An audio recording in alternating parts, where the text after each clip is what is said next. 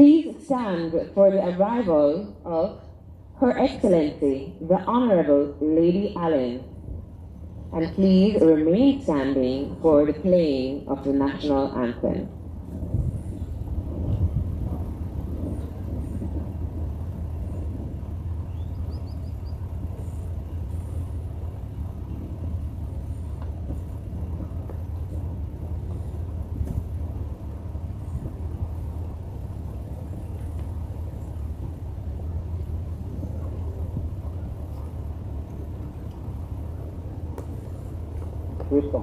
Who's talking to talk?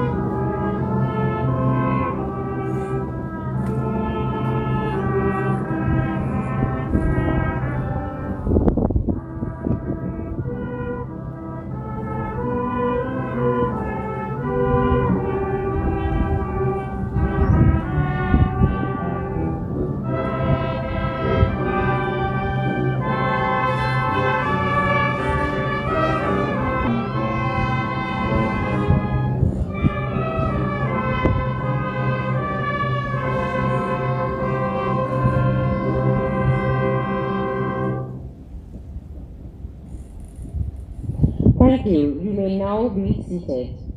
We will now proceed to follow the ceremony's sequence of events as detailed in your programs.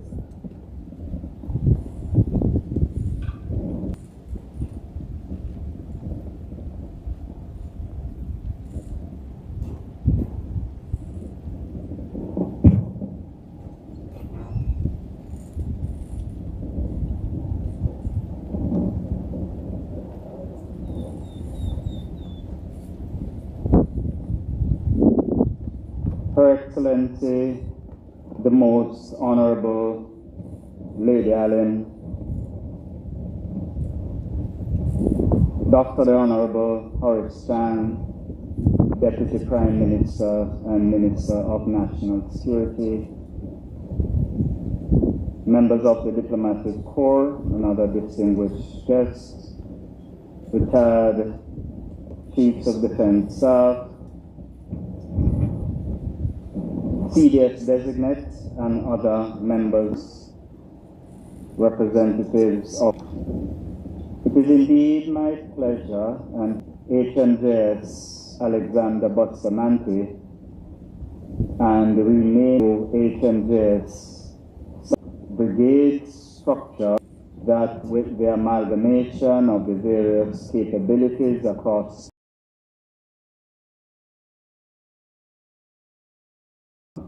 and this has proven to be the case in a relatively short space of time.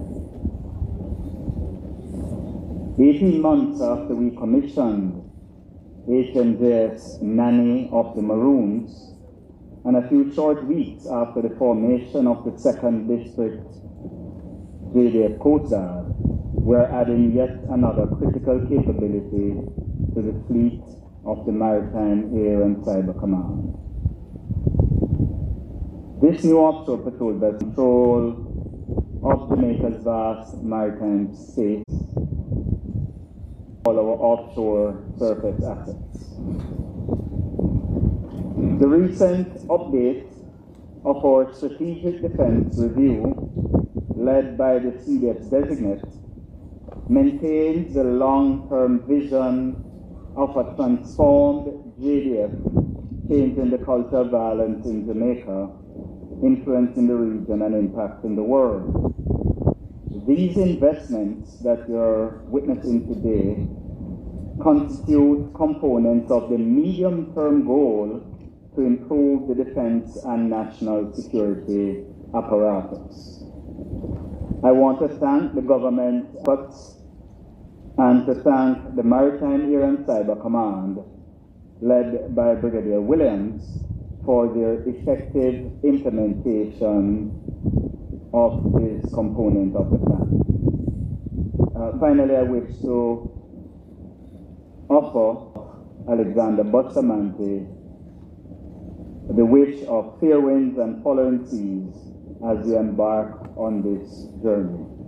Thank you and welcome again, Honorable Dr. Howard Sang, Deputy Prime Minister and Minister of National Security, to address us to enter the service. It is timely and appropriate, in addition to the commissioning ceremony, where to be formalizing the renaming of Her Majesty's Jamaican ship Cornwall and Her Majesty's Jamaican ship Middlesex, Her Majesty's Jamaican ship Samuel Sharpe and Her Majesty's Jamaican ship George William Gordon, respectively, in honor of those national heroes. The change is significant and noteworthy as the JDF consolidates the two districts of the naval forces. Not only does it signify the intent of these vessels, like those in whose honor they are named, to make an important contribution to our nation, but more importantly, this occasion symbolizes in a tangible way the necessary investment in the expansion of the Jamaican Defence Force fleet of offshore patrol vessels. These maritime assets will facilitate Jamaica's defence and the protection of our interests in the maritime domain through enhanced maritime domain awareness and response capabilities.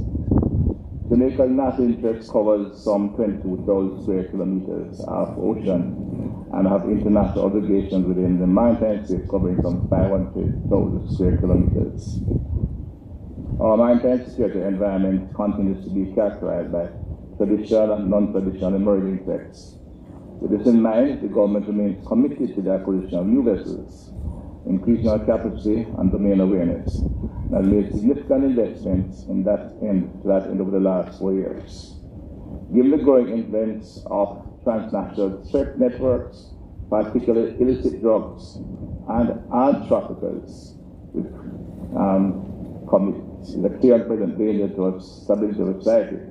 The emergence of new trafficking routes by traffickers engaged in contraband and human trafficking, illicit migration, and illegal, unreported, and unregulated fishing.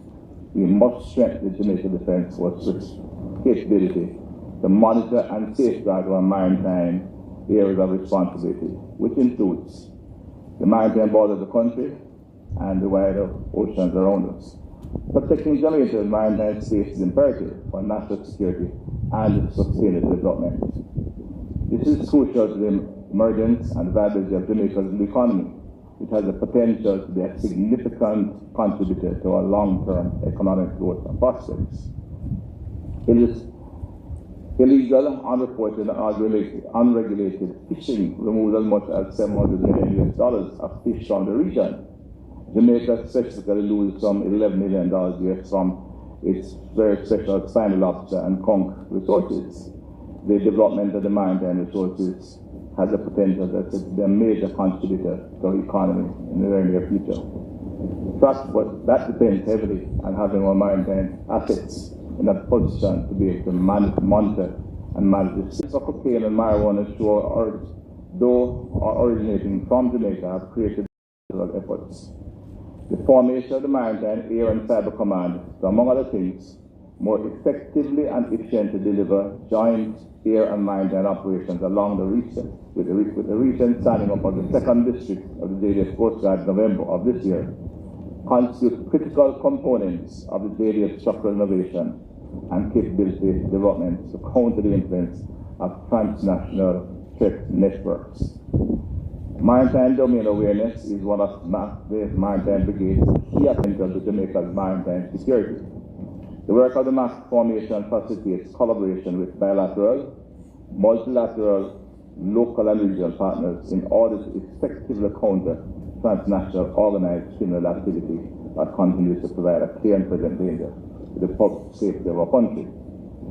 It is important to note that at the regional level, operational collaboration must be achieved through integrated targeting processes with regional and international partner organizations. This collaborative approach will inform the determination of the mission priorities and guide resource allocation.